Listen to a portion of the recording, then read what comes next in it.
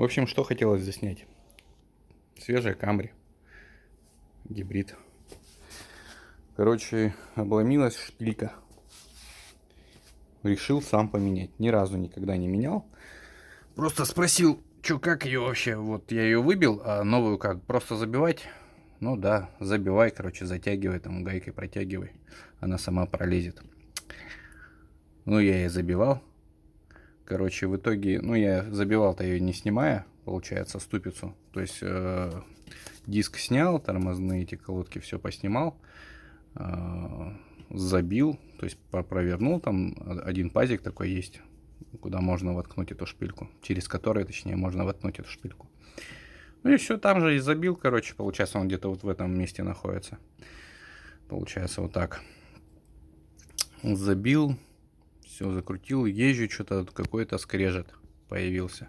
Особенно, когда полностью руля выкручиваю в одну или другую сторону. А больше, когда вправо выкручиваю. И получается, левое колесо, видать, идет под нагрузочкой и скрежет.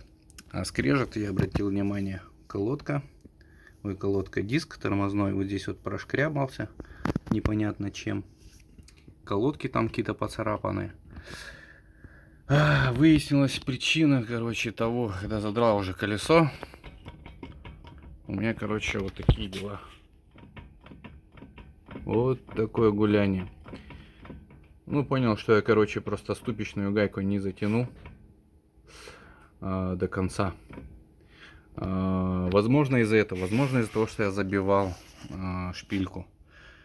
Короче, ну, скажу, что вроде как на 1,5 оборота я не дотянул эту сраную гайку.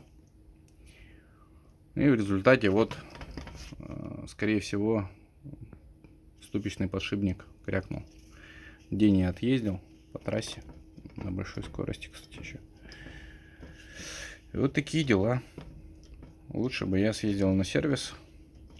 Ну, либо посмотрел видео, как это делается, и